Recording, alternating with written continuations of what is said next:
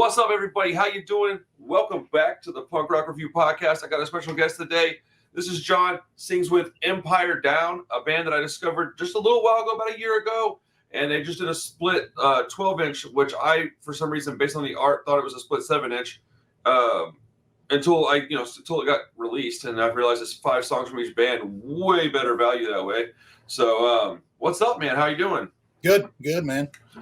You guys came down to Tejas and did 3 dates with CMI, Liberty and Justice, Concrete Elite. I think Bullshit Detector was on one of the dates. Yep. True Intentions was in Houston. It was awesome, bro. One of the best lineups I've seen in quite some time, man. But first time seeing you guys live, it was awesome, man. You guys were really good. Thanks, man. I appreciate it. Yeah, Texas was awesome, man. Yeah, it was a super chill scene. You know, it's cool to get out and see other parts of the country we haven't done. We're getting old now, so it's like we don't get out as much as we want because we all got kids and shit. But yeah, it was sick down in Texas. Yeah, you got some kiddos too? Oh yeah, I got 4 at home. So yeah. I got 3. My wife just left with the little guy to go get some. I didn't know that they made, this is so punk rock, I didn't know that they made aftermarket boxes for your big white people TV, because I got this giant TV, and it's like, so I didn't buy it for the house. I actually bought it because I used to own a comic book shop, and I was going to have like a movie night thing there, pre-COVID, of course, and I didn't have anywhere else to put it, so I brought it home, and it just looks absurd in my house, but I was like, how are we going to move this thing? Like, we've had it on the wall for 3 years, and I was like at Home Depot looking for something completely different, and I saw this big box, and it said, like, transport your TV without it getting scratched up, and I was like, what? And I went over there and looked. They had these giant boxes, so she's going to grab me this good woman. Ridiculous box to transport this ridiculous television. But so I, first and foremost, man, congratulations on that split with them, dude. That record is great, man. Like, I'm going to upload it to the channel, and I'm going to do like a full-on review. I'm trying to decide. I think I want to do like a little intro, like, hey guys, welcome to the Punk Rock Review, and then do like do the album and then talk about it all in the same video, but do it to where they can just listen to it if they want. I don't know. I'm not sure how that's coming about yet, but man, that's a good record, man. You guys put out some good music, bro. We really we tried to pick it up a notch with a lot of the different shit that we were doing on it, changing the guitar tones, and our guitarist Buck really stepped out of his box and wrote some pretty sick leads for it. And yeah, we were stoked on it, and doing it with Liberty and Justice is just like, unspoken how good those guys are, and what kind of quality humans they are. And that was kind of like me and Ryan had talked about doing the split for probably like 3 years, almost 2 years, and wow, it finally came around to fruition, and I can't be more happier with it. We've gotten a good response from it. So yeah, I mean, it's really good. So like when I first heard you guys, man, I'll be honest, I hear a lot of music, so like it just kind of gets lumped into like I'll hear like 30 bands in the course of a month or two, and it's just like I'll be like, oh yeah, I know that band because I've heard them and I followed them on Spotify. And then when I knew you guys were coming to town, and then I found out y'all were doing that split, and it started coming out, I started like really listening to the music. I would put it on when I was packing a few weeks ago. I put it on while I was cleaning my garage the other night. Like, I've been listening to it a lot more, man, and I really do appreciate the clear amount of effort that you put into it. But you guys are not a band that's easy to fit into a box, man. No, yeah, we've kind of gotten that since the beginning. When we started it was me and Bill, the drummer. I grew up with Bill I've known Bill for probably 30 years almost. And oh wow, yeah, he was in some of my first punk bands like back in the 90s and shit. So we started Empire Down because we just wanted to start like a melodic oi band, but it was kind of hard because we both come from like the hardcore scene. So it's like we kind of have all these different influences coming from left and right, and it just kind of turned out how it is, and we're pretty stoked on it. So, well, I think that you nailed it with the melodic oi. I mean, it really does sound.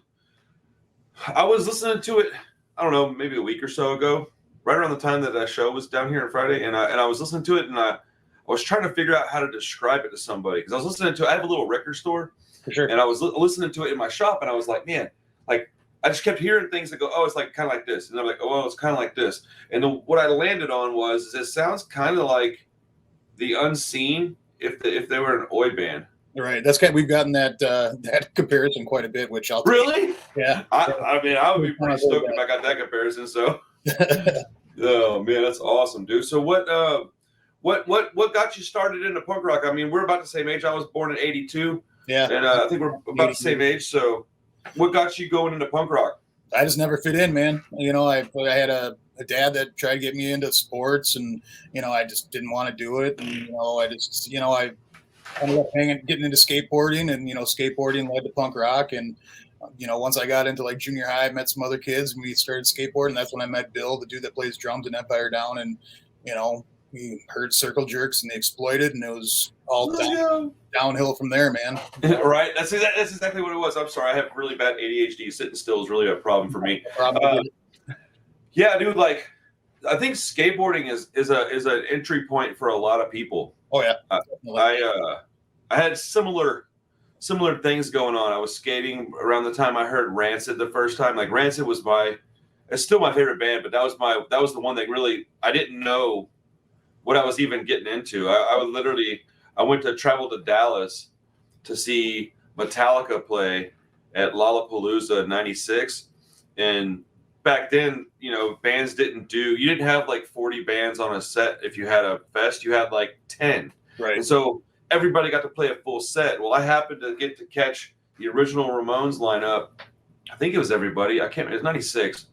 I'm not a Ramones like aficionado, so I can't remember I'm pretty sure it was everybody. But I saw Rancid play that same day, and I mean, it completely changed my life. And by the time I was skating, I was like, oh no, that's where I identify with this. And I just kind of stuck with it, man. You know, fast forward 25 years, we're still kicking around, listening to records and stuff. Yeah, that was actually one of my first shows. Was I think I had to have been like 13, 14, and it was No Effects, 10-Foot Pole, Down by Law, and somebody else. I can't remember. Let's go. That was one of my first ones, and we got lost up in the ghetto in Milwaukee, and yeah, I was young idiots doing stupid shit. So, is that where y'all are based out of, Milwaukee? I'm based out of Milwaukee. All the other guys are up in Minneapolis, so I travel up there for a lot of shows. And I had read, actually, I think I was reading another article just to kind of get some information on you guys, and it said that you guys weren't real close.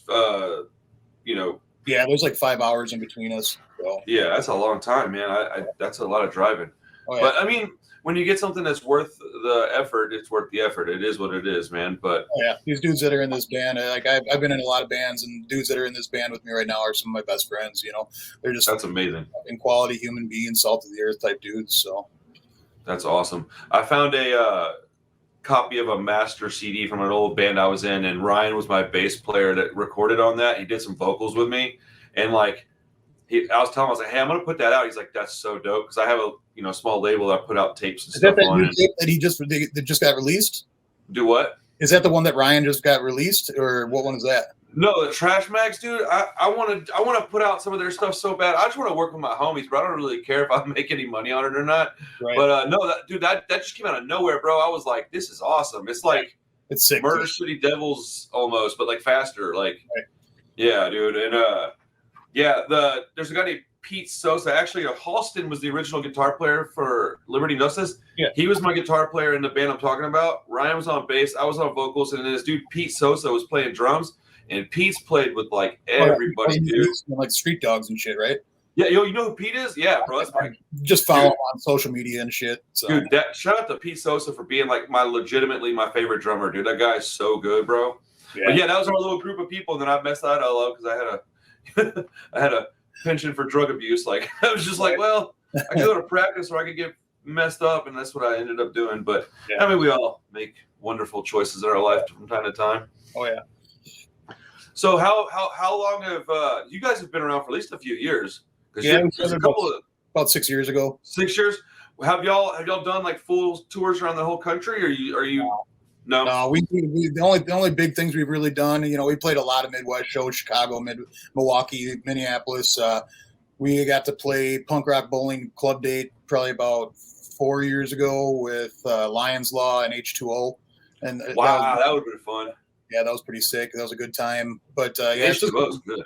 Yeah, just been like mainly local shows around the Midwest. So, man, I never got quite to the point to where any of my bands had anything on wax, dude. That must be a really great feeling to see like all this hard work, because it's not easy, man. People don't understand how hard it is to be in a band. Like, yeah, it's a lot of work, even with your best friends, because there's going to be disputes, turmoil within the band just based on songwriting. Oh, And yeah, then definitely, man. practice times. Yeah. This last recording, me and Bill have known each other for 25 years, and this last recording with Liberty and Justice, man, put us at like a point where we weren't even talking for a while just because we were just butting heads so much on shit. But, you know, it is what it is, and we got through it, and, you know, shit happens. So, I mean, that kind of stuff brings out the best in us, even if we don't want to admit it. And it's because it's miserable. It's miserable while you're in the middle of it. But on the other side of the journey, when you get to the, it's just like, ooh, worth it, bro. Yeah. I'm glad we smashed our heads together for a while. And, right. You know, screamed at each other a few times because it ended up being like something that, you know, some cool art came out of, and we were able to make something that we're pretty stoked on. So, are you the lyricist, right? You're the vocalist. Yeah, so. yeah. This last one, I got a little bit of help because, you know, I was going through a lot of different shit when we were recording this stuff. I was, you know, dealing with a lot of family stuff, and it kind of like put a hold on some of the recording process. But so I had a lot of help from Buck and Bill on a couple of the songs, and they knew my ideas because, like, you know, with this recording, I had a lot of the lyrics kind of based around, you know, depression and, you know, just like where the world is with their, you know, their feelings and about, you know, just getting out of a slump, you know, and, you know, being stuck in a rut and, you know, addiction. And, you know, I just wanted to like try and focus on that. And a lot of my words were coming out like really, really dark, you know, and we wanted to like have it be more of a positive impact than a depressing impact. So, you know, those guys actually dug me out of a little bit of a depression that I was in, going through a lot of the stuff with my family. But it ended up being like something that was uplifting, in my opinion, because not only was it like something that brought me out of a depression, but, you know, I think that, you know, the end result of it, of them pushing me to like, you know, maybe drop some of the dark stuff and get more positive about my lyrics, it, in the long run, I think it kind of helped with where the music went too. So, well, I've been a lifelong vocalist and lyricist. I've been writing. I still, to this day, am writing stuff. I'm actually like been inspired by you guys, like specifically that show on Friday night inspired me to like want to write. I don't know that I want to perform anything, but I want to record. I want to get a little EP. I wrote like a whole song, like, because awesome, man. I've been through addiction and everything myself. I'm about 10 years clean any day now. I don't know the exact date, but it was middle of July. 2013, my son was born in May, and so by July I was finally dried out and cleaned up. And so I wrote a whole song. Like, dude, I sat down and just like wrote it in like maybe 2 minutes, and it was like the best thing I've ever written. And I was like, well, worst case scenario is I can write it down. Like, I can just write it. It's not gonna hurt anybody. Well, then you know how that goes. I'm like, well, here's a rhythm in my head. I got this melody going. I'm like, okay, cool. I'll write that down too. Make sure I don't forget. Next thing you know, I got 2.5 songs. Like, well, I may as well write 5. Like, just, right. You know. That's what I've learned. Like, you know, when the way my brain works, you know, you said something about ADHD. I got it too. And it's like, you know, the way my brain works, if like I got something that's like making a spark go off, I got to write that shit down. And usually it's like a 15-minute thing where it's like, damn, I just like wrote like, you know, 20 lines that all fucking flow well together. Yep. Make something out of it, and then for like the next 2 months I won't write nothing. So no, dude, it comes in spurts. I'll have something where I'll write some stuff down, and I won't even recognize how great it is until I'll let it go, and then I'll come back to it, and then I'll have to remember what the melody was. And by remembering that, I realized, oh, I had some crazy rhyme scheme going. Like, it was like a A B A A A B A B B A, but it all matches, and I'm like, that's crazy sounding, man. You know, so it's therapeutic, man. Oh yeah. Do you do anything else, like anything else artistic? Do you paint or do cabinetry or anything? I play every instrument. You know, I like graffiti a lot. I do a lot of graffiti and shit. You know, oh, that's awesome. Do my own, like, you know, I got black books and shit like that I'm working in, and, you know, make my way out into the wild every once in a while. But, you know, just I'm a working man. I got 4 kids. Yeah. Right now my focus is just, you know, I got my son's actually moving out next month because he got accepted to a college in Milwaukee. So that's awesome. Yeah, he's going soon, and then I got 2 others that are 17 and 16 following right by him. So it's, you know, wow. You know, I pretty much just focus on the family, and, you know, I do skateboarding with my daughter every once in a while. And, nice. But, you know, it's just, I mean, we got a lot of weird stuff in common. I have a daughter too, and we also, I just took her. Oddly enough, I took her to Trip 6 to see Days and Days, and she's only 8. So like, I was kind of like, I know everybody there, so I'll take her with me, man. But she rode her skateboard for the very first time in the parking lot that night across the street from there. And like I said, she's 8 years old. But I have a 10-year-old, and I got a little 2-year-old. But I used to write spaz, man, back in the day, man. I still could do it probably. I got cans all in my garage. I got different caps and everything still. I'm like, man, I didn't know I still had this stuff until fairly recently. You ever heard, you know who Give Up is? Yeah. Yeah, dude, he just put up that book, bro. I don't know if you can see it. It's right over my shoulder. Yeah, I saw it on your timeline. Dude, this thing is crazy, bro. Like, shout out to Give Up, dude. Like the craftsmanship that went into the slipcover, because I do a lot of this stuff too. I just look at it and go, man, what a pain in his butt this was. Like, good grief. Like, I mean, dude, congratulations to that guy. Yeah, I like to do. The reason I was asking, I have to stay busy, bro. I can't sit still for a minute, man. If I'm not doing something, I'll fall straight asleep. If I stop doing stuff, I'll just. Oh yeah, we watch a movie, bro. It's it. I'm out. I'm out in 20 minutes. I'm not watching the whole movie. Like, I'll be falling asleep, man. So what are some of your favorite bands? What's the stuff you listen to when it's crunch time and you're getting ready to write stuff and you just want to get in that mood? What do you put on to jam out and listen to? What's inspiring to you? Oh man, I'll be honest with you. like lately, I've been listening to a lot of Tragedy, a lot of D Beat. Let's go. Yeah, like I listen to a ton of D Beat, Wolf Brigade. Dude, Wolf Brigade's really good. Yeah, like wow. Especially when I'm writing for Empire Down, because like I try to make a lot of our lyrics either like political or personal. Okay.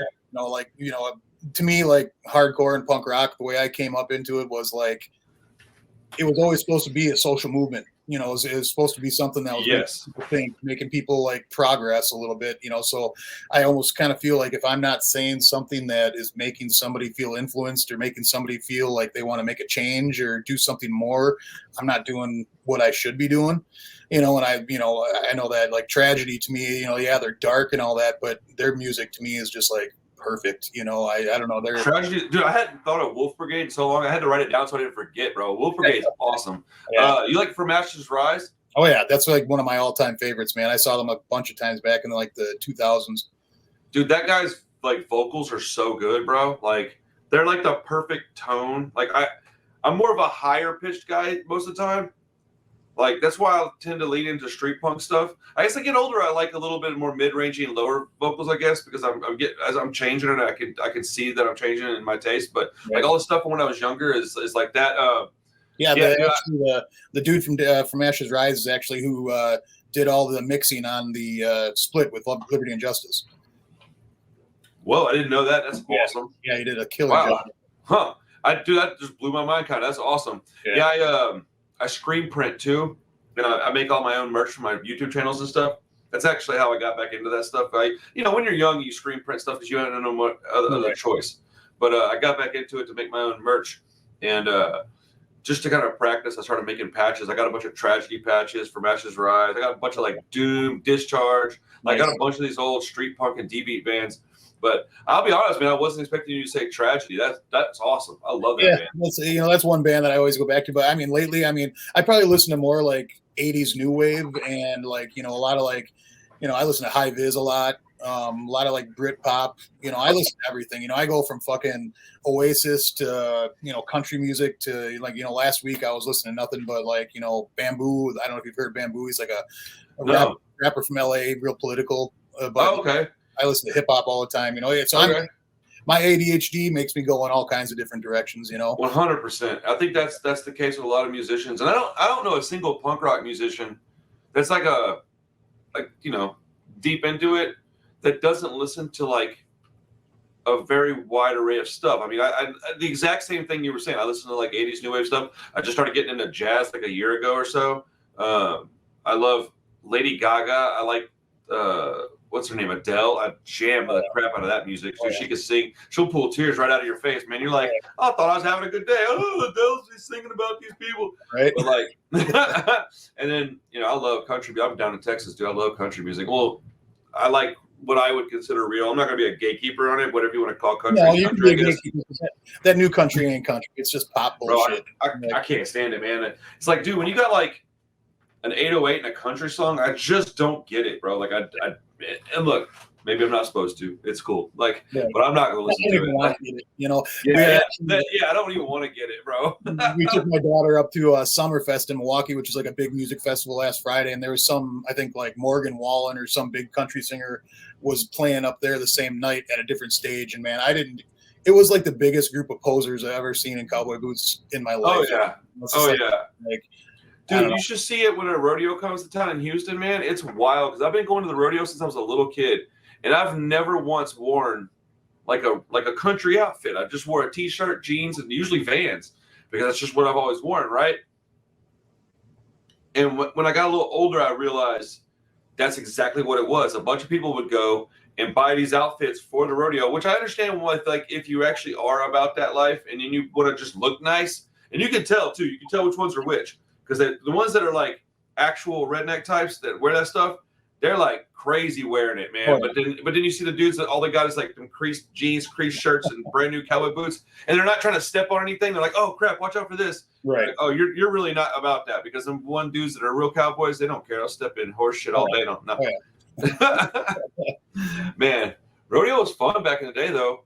I like carnivals and stuff. That's a good time, bro. Get out of the house. Right. I was going to tell you when you were mentioning that you wanted to maybe lighten up on the lyrics a little bit, is that this is my smaller channel. I have a bigger channel. It's got about 27,000 subscribers almost, and it's almost all hip hop content. And I almost stopped doing it, but I do a lot of Juice WRLD, Lil Peep, Suicide Boys, all that kind of stuff. I even put my first tape out. Nice. A guy that I met on TikTok who does hip hop stuff, but he happened to be in a hardcore band too. So like, it's weird. He knows a lot of people that we both know. Sure.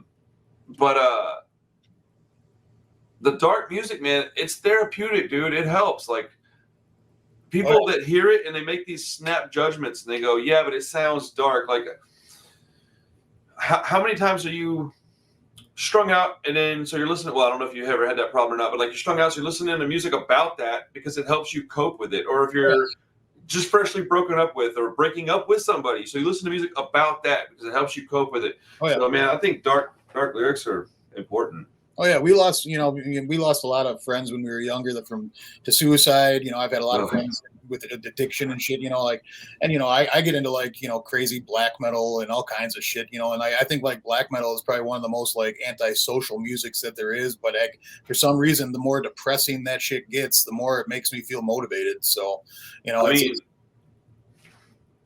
I don't think you need a reason for that. I think you just take it and utilize it. You're only as good as your tools that you have to create with. Right. So if you've got a wide variety of tools, you're going to likely come up with something that's a little more interesting. And I think that's amazing. I fully back that. Well, I'm the type of dude that's like, I got a wide variety of emotions too. You know, I'm like, facts. I'm like pretty antisocial when I'm getting a crowd, but like, you know, deep down, I got a lot of thoughts going on in my head, a lot of feelings going on. So it's like, I can't just pinpoint all that to like, you know, I'm just going to listen to New York hardcore 30 hours a day. You know, I can't do that. You know, I got, you know, there's times that I'm like, fuck, I can't even listen to hardcore. I can't listen to Oi right now. I can't listen to punk rock.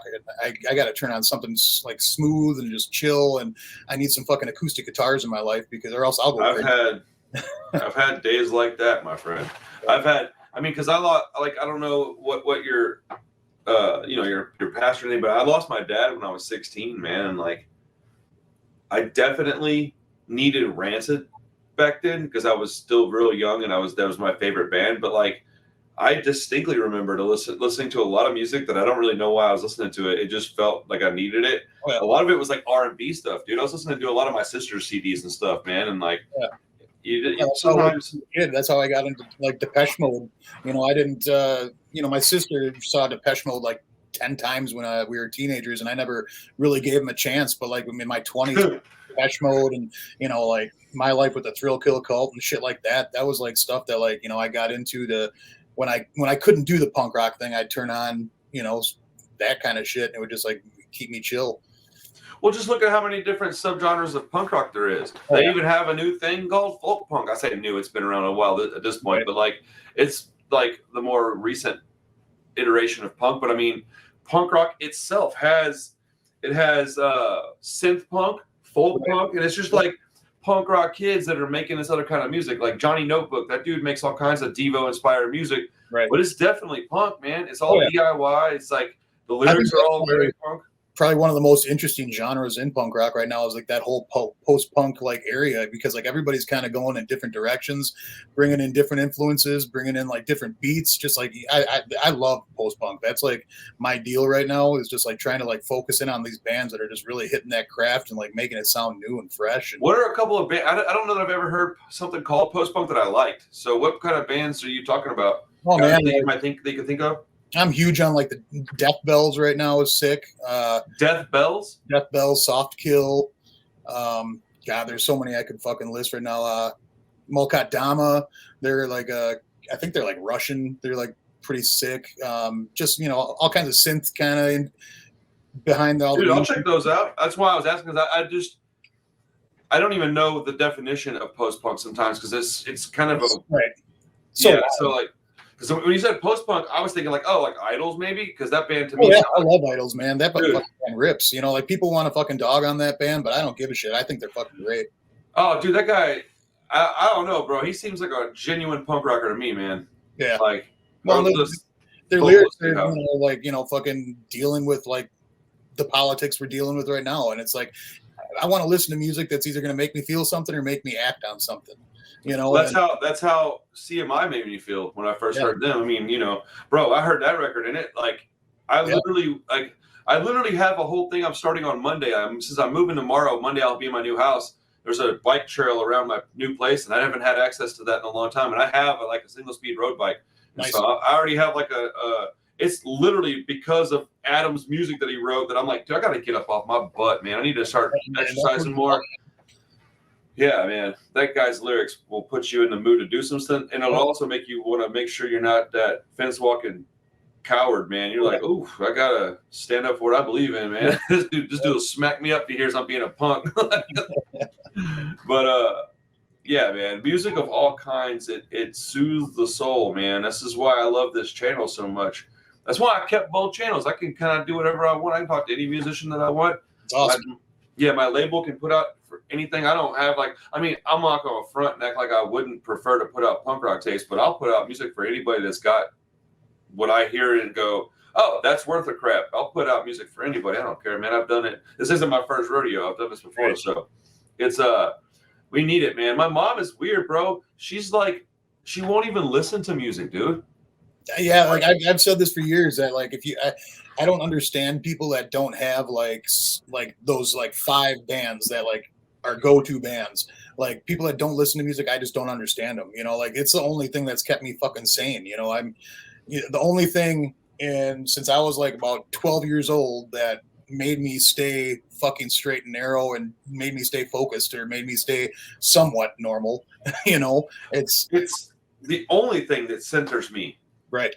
Like that, I guess that and my kids will get me to straighten my act up, because I'll look at them and go, oh, I got to straighten up, dude. Like, but yeah, like my mom listens to Barbara Streisand, and like, that's the only thing that I can recall off the top of my head. Although my mom will hate hearing this, but it's because of her that I listen to punk rock, because the first actual piece of vinyl I ever owned was a Creedence album. Fuck yeah. Which one? I think it was like called like Gold or something. It had all their like silhouettes of their faces on it. I got it on my shelf. Okay. That one right there, she had on vinyl when I was a kid, and she'd play it, and I liked Fogerty's voice. I was like, this is good, man, whatever this is. And as I got older, I started liking weird vocalists. And so then I got in, when I found Rancid, then I heard Lars talking like in a magazine once about how Creedence was one of his favorite bands of all time. So then I went real heavy into Creedence and was finding all these punk bands that like Creedence, and that's kind of how. If I told her that, I don't think she even knows that that's kind of like how I got. She would be like, "Oh, I did this to you," because she gets so irritated with me about stuff, man. My mom's she's very religious, which I mean, I got some religion in me too, man, but not like my mama, dude. That woman is, she's hard to talk to, man. Awesome, man. I've said it for a while. Creedence had some like fucking straight up punk rock beats before punk rock was even invented. Bro. Their lyrical content is just Anti-Flag before they were around. Yeah, dude. Like Creedence and they don't have a bad song, bro.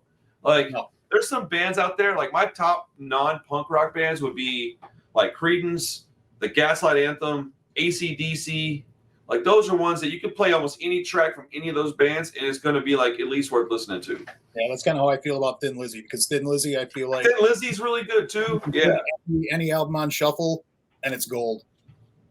Dude, I haven't listened to Thin Lizzy in a long while. I think that was one I didn't get into until I was quite a bit older. I was like in my 20s before I discovered Thin Lizzy. For sure. Like I like a lot of like rock and roll stuff. Turbo Negro is really good. Anything like that European. I don't know what to call it, man. Jean jacket music is all I. Right. Yeah, those dudes. That band's rad though.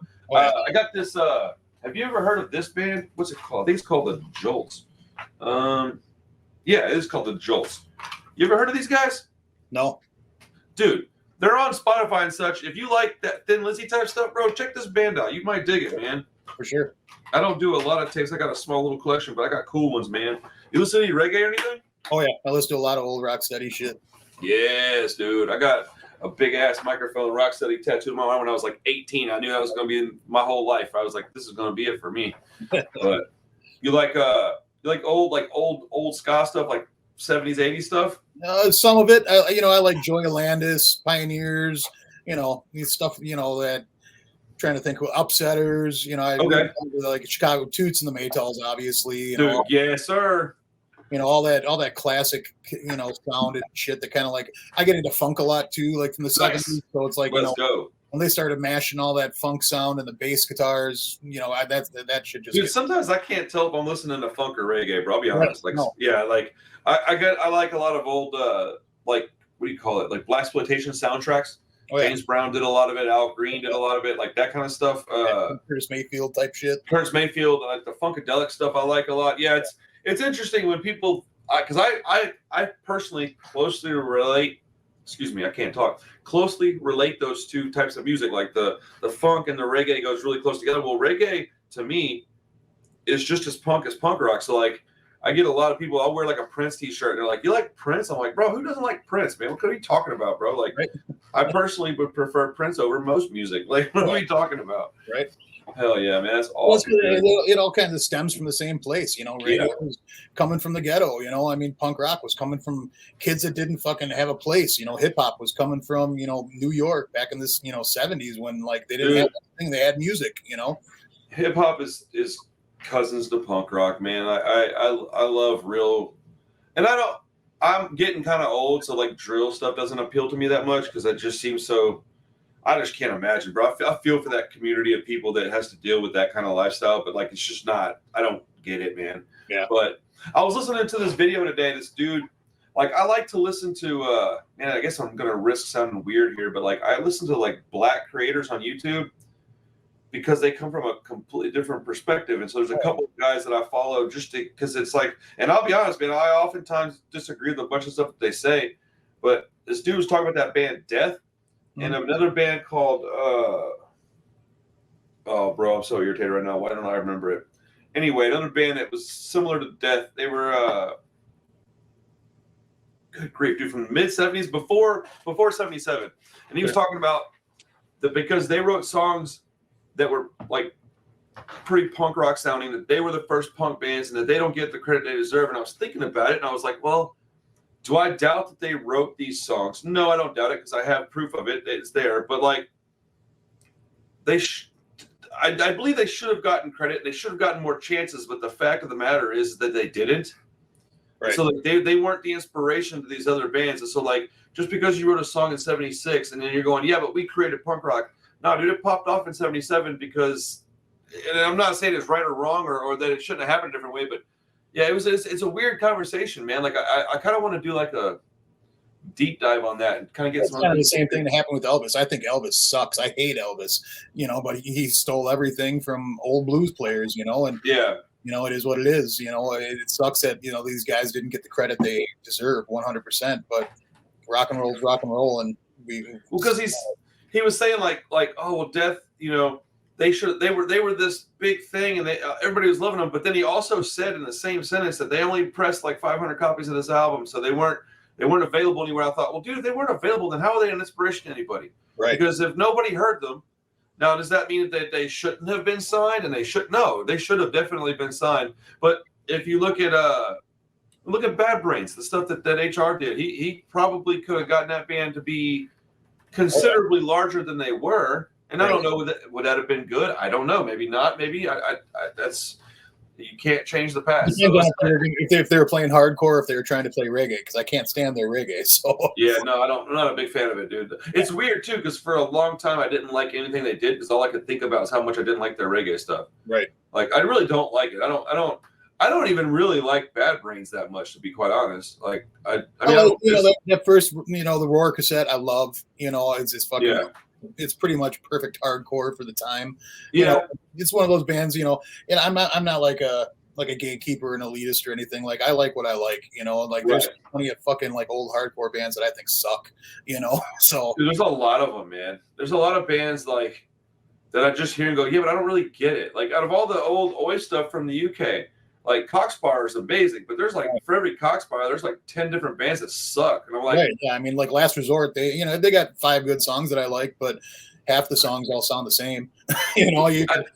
That's how I feel about American Oi from like the 80s and the early 90s and shit. I mean, yeah, you got 6 power chords and then guys singing about drinking and fighting, and I get it, and it was cool for the time, but like it's not always my bag. No, it's like I pull from those albums and put the songs that I want on my list or my mixtapes or whatever, because you are very correct. They'll have like 2 albums out, and out of the 2 albums and 23 songs, they'll have 6 good songs, and you're like, okay, well. That's what a mixtape's for. You pull those songs off and you put them on your tape, because like I'll still rock a Warzone shirt, but do they have a lot of great songs? I personally don't think they have a ton of great songs, but they're a good band. Like I don't know, that's pretty. That's why I kind of think it's cool like where we're at with like hardcore and punk and Oi right now. It's because we got so many bands out there that are just like pushing the limit on what you can do with the sound in each of those genres. I mean, you got like hardcore bands that are taking black metal, riffs and putting them in. You got Oi bands that are trying to be more melodic and adding leads that actually sound good instead of just like having it sound like a football chant. It's awesome right now, because like if you want, you can go find exactly what you're trying to listen to. Well, look at how eclectic Liberty and Justice sounds. Yeah. Like, bro, come on, dude. They got so much stuff, because they've got a heavy Latin influence because of all the members of the band. And yeah, I mean, that was the first time I saw them when we were in Texas, and I was blown away with how good they were live. That the keyboards, they to me, like they are what Texas sounds like now to me. Oh, that's awesome. That makes me feel good, bro. I used to think of like Will to Live and Pride Kills when I thought that's what I thought of, but like I think of Liberty and Justice now when I think of Texas. I kind of do too, man. I'm really proud of those guys. Yeah, I did some vocals on a Pride Kill song on Deep in the Heart, and Ryan was talking to me, and he was like, dude, that song's about you. And I was like, oh, it is. He's like, yeah. He's like, that's why they put you on. I was like, oh, that's right. I forgot like the whole story. He had to like remind me. It was funny, man. But yeah, Pride Kills, dude. I'm trying to get Gabe on here. I'm not trying. I'm going to have him on here soon, and we're going to do 20 years of hate, man. And I'm going to talk about Life of Hate, because that album or that EP impacted me in a way that I can't.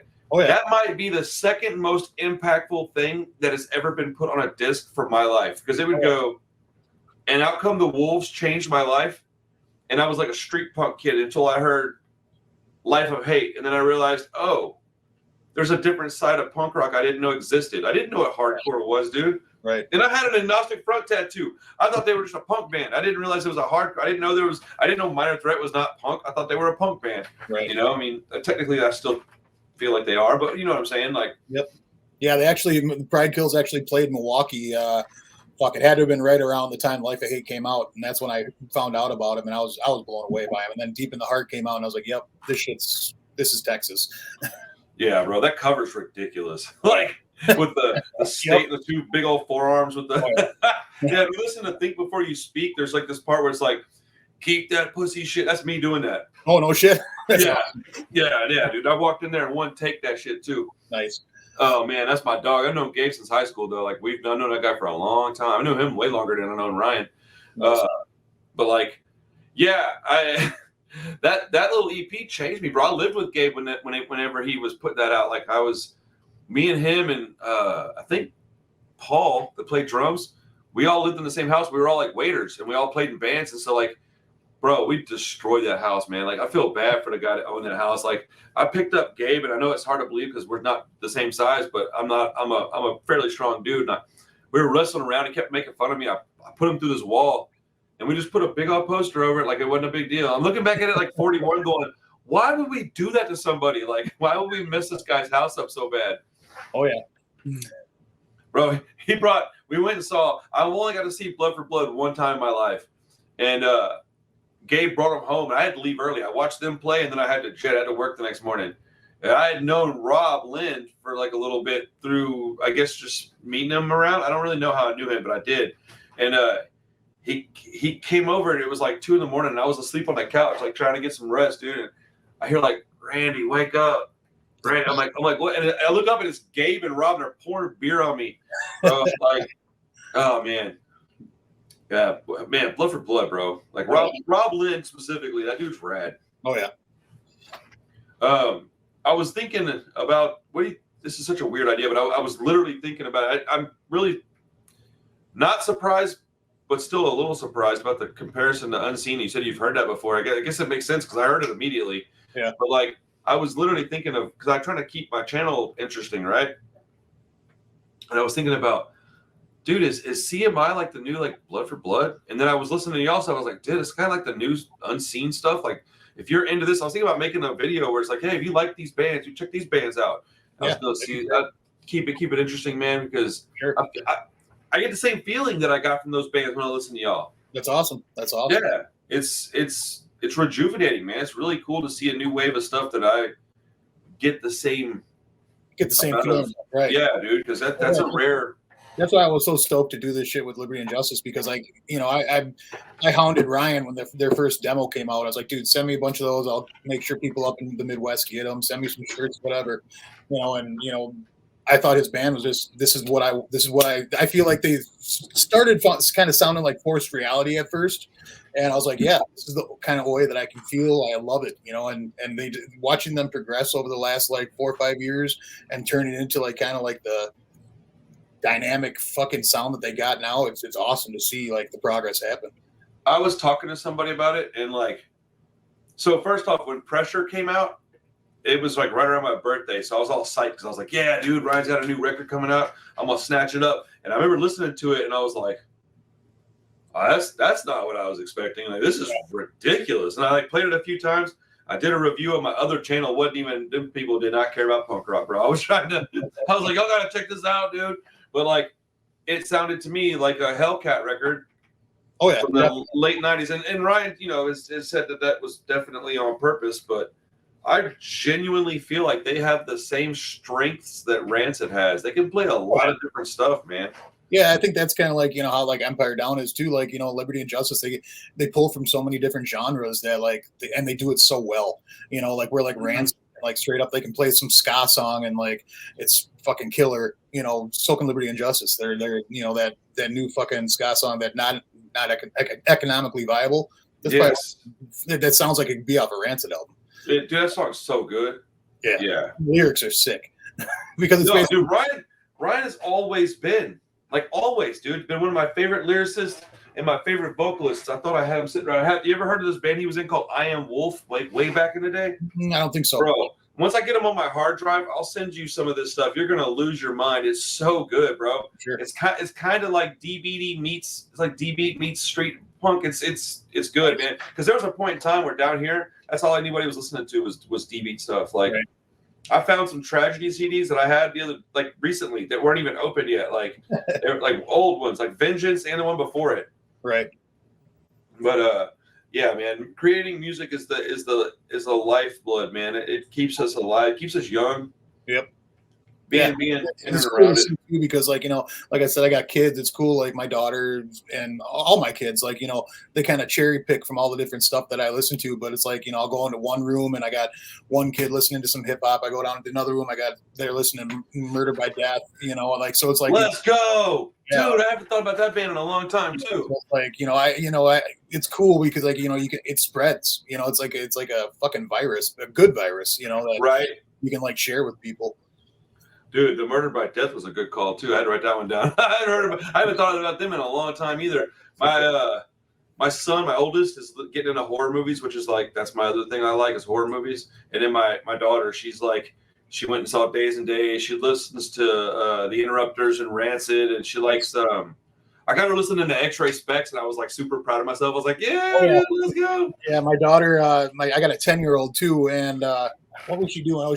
I think that she like watched some movie and X-Ray Specs was actually on the soundtrack, and like she's like, "Have you heard of X-Ray Specs?" And I was like, "Hang on for a second, you're 10 years old, and you're asking me if yeah, I've heard of X-Ray Specs." It was one of those proud dad moments, where Dude, I love those. I live for those moments.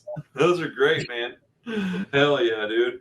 Man, I was at this record store not too long ago, and I was like digging around, and like they had this big, I don't know, shelf thing of used CDs, and I literally was like, "Oh, Integrity Systems Overload," as if I don't already have this. I'll take that. And I was like rebuying copies. I just, whenever I'm out and about, I see that stuff. Mainly, having a little shop. It's always nice if I can find stuff like that in a while that's used that I can get for real cheap. I can just, it ain't about making money at that point. It's just about passing it on to the next kid for $6. Yep. But yeah, man.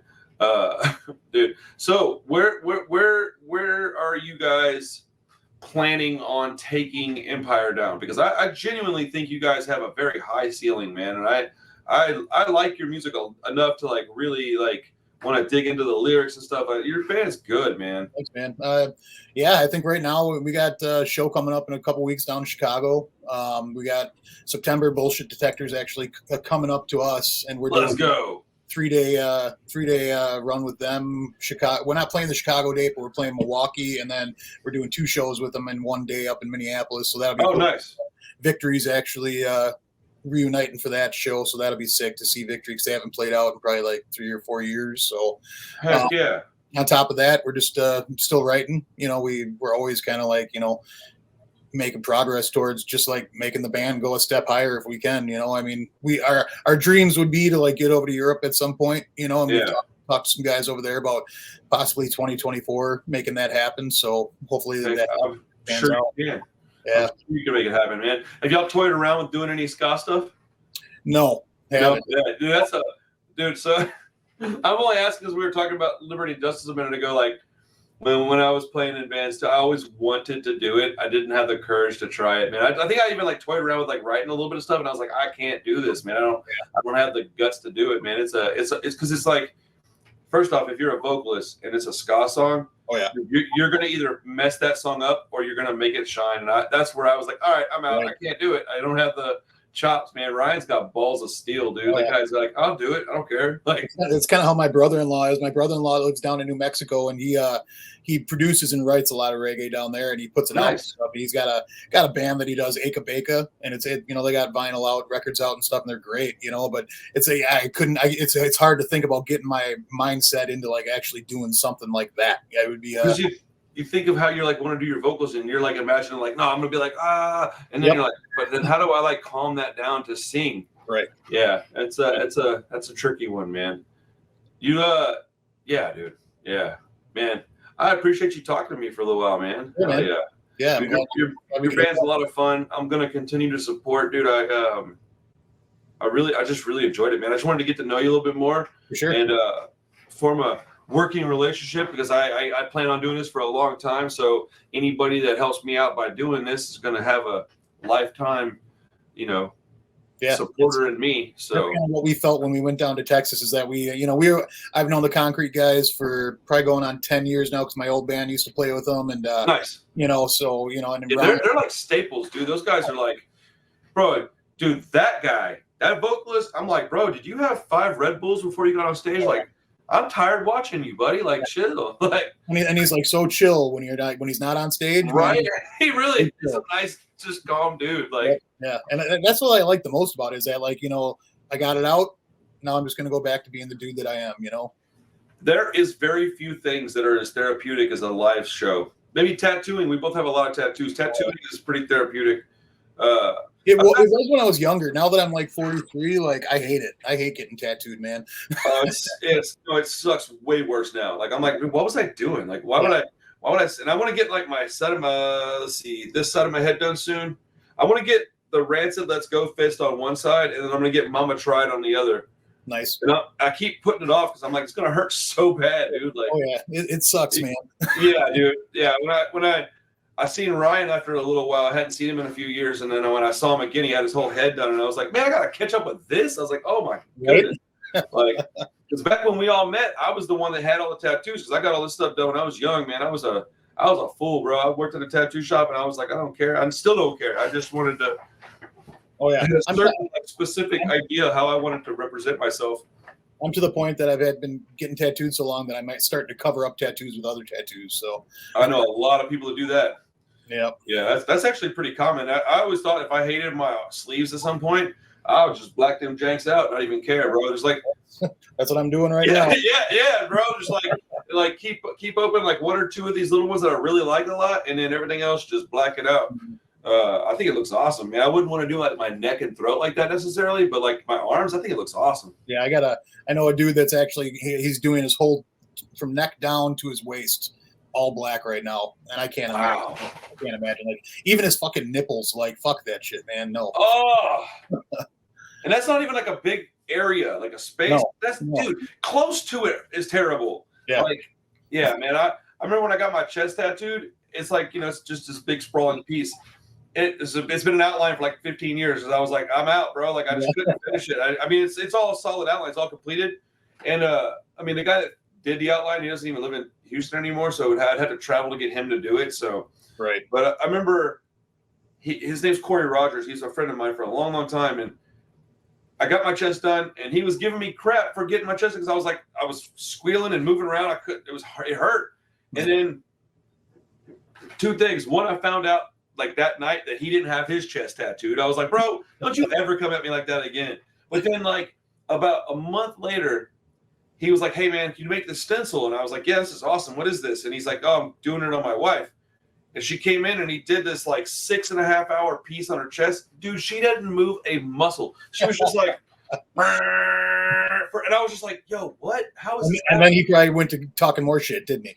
Yes. Called me a bunch of names again. Yeah, but whenever somebody came running in the tattoo shop one day, they're like, dude, you're not going to believe this. And that's how I found out. I was like, what? And they're like, Corey's down the street crying like a little bitch getting his chest tattooed. I was like, what? And I ran in there. I was like, you don't have your chest tattooed. I was so mad, bro. That's funny. What do you do outside of music? Do you have another? I assume you have like a regular job too. Yeah, I worked construction for 24 years, and I recently actually just took a new position. I'm a safety manager for a big construction company that works out of Minneapolis, Milwaukee, and Madison. So awesome. we do like big high rises, 25-story buildings, you know. And oh wow! I'm just basically the safety manager for all of those buildings with two other guys. That's amazing. Yeah, that's good stuff, man. Yeah. I remember whenever we were, you probably had the same thoughts, man. When we were young, we thought like, I don't want to work somewhere. I want to just play music, and it's like just so unrealistic unless you're like actually famous. Like I know bands that are pretty big, they still got jobs, bro. Yeah. It's like, you know, so like I think it's great whenever we can be adult enough to get the job, keep the job, and then do these things that we love doing. Because if you're stressed out about money, making the music is not going to be as enjoyable, man. No, it sucks, man. You know, and like, you know, probably, I know like when that recession hit in like 2000, I was playing in another band and just even playing shows, like thinking, okay, I got to fucking make gas money. I'm laid off right now. How the fuck am I going to do this? You know, now it's like, okay, yeah, the economy's good. I got a decent job. I can get down to Texas and not feel all stressed out about it. And right. And I got a good woman that is here, you know, taking care of the kids while I do it. So that's the best thing you can have, man. My wife is the same thing, bro. If I didn't have her, I wouldn't be doing this channel. Right. She's the one that supported me doing all this stuff, all this starting to label, wanting to do like my own screen printing. I started block printing recently. Like she's just like, you know, yeah, you can do it. If you can do it, do it. Like, I think you got all this, because she's not quite the same person as me. So like, she doesn't have the ridiculous obsessive need to create stuff all the time. Right. I can't not do it, man. Yeah. Once it's it doesn't leave, man. Yeah.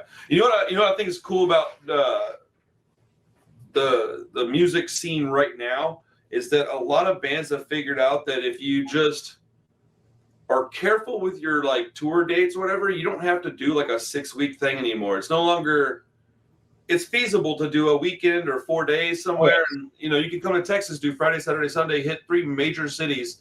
And you could do like some Louisiana stuff. You could do Arizona and New Mexico, California. You can hit 4 or 5 dates in a row and just do these. Like, you can work for a few months, build up your time off. Boom. Yeah. It's like, if you just think about it and you use your smarts, you can get a lot of things accomplished with without losing your butt in these bills and stuff, man. I think that's a great thing in 2023.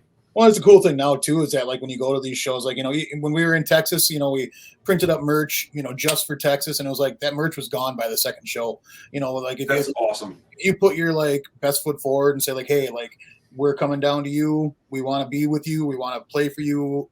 They'll support you, and that's 100%. Yeah, and that's what's cool about the scene right now is that you don't have all. I mean, yeah, you still got pretentious assholes that are like, trying to like dog people about stupid shit with touring. You guys only play 10 shows a year, whatever, man. Like that's what that's what we can do. Like, and it's awesome. Yeah, dude. Like, it's like if you're gonna complain about me doing 10 shows a year, why didn't you fly up to one of our shows? Like, what's the deal, buddy? Like, I thought you were a fan. Like, I could flip that around and make it your fault real quick. Like, people are so silly, bro. Man, yeah, dude. Oh, crap. This is what I wanted to ask you. I'm going to let you go here in a second, man. We hit that 60-minute mark here in a minute. How good does it feel? I mentioned this with Brian the other day.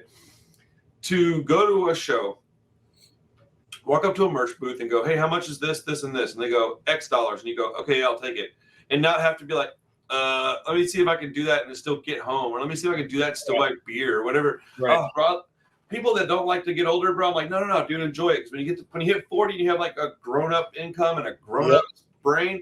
Things change, man. Like, there's a reason why you have stuff called grown-up money. Like, you can go out and have a nice record collection. Like, that's what this is going to be filled back up with when I move. Records, man. I got a decent collection, but yeah. I remember being like in my 20s and like wasting my money at the bars and being a crazy asshole and going to the record store and being like, okay, I got these 5 that I want. I'm only going to take these 2 because I still got to go drink, But now it's like I chilled out a little bit in my old age, and now it's like, okay, last week I went to the record store, brought home 5 records, because whatever, man. Like, I got that money, I got that income that I can do it, and it feels good. Dude, I bought a CMI 7-inch off online. And I'm late to the party, so you know what I paid for it. I can't even imagine. Way more than I want to admit. But it's like one of those things where I just want to have it at this point because I really appreciated Adam talking to me because, like, you guys are really nice, man. Talking to you guys, y'all didn't have to do this. None of y'all. Ryan is my friend, still didn't have to do it. So I just was like, man, I'm going to be like, down with helping these dudes and just being like supporting in a way, like talking about it all the time. But I'm gonna let you get out of here, man. I appreciate your time, dude. Like, brother, yeah. That flew by quick, man. If you ever need something, if you ever need tapes or CDs, I will eventually have the money to do vinyl, but I can do tapes and CDs anytime. If you ever need something like that, man, you reach out, it's done. That'd be awesome. If y'all are down in Texas for any reason at all, I'll be there. As long as you're not as far as Dallas, it's a little far for me, but for sure. Houston, San Antonio, Austin. But yeah, everybody, if you are interested in supporting another great musician, go check out Empire Down. I'll leave links to everything in the description on the pinned comment. If you got questions for us, let me know. If you want to see John back on the show, if you got questions for him, let us know. But thank you for hanging out with us for an hour. We'll be back in a couple of days with the next episode of the Punk Rock Review Podcast. Thank you so much, John. I appreciate your time, my man. All right, stay safe, I'll brother. talk to you soon, bud. Later.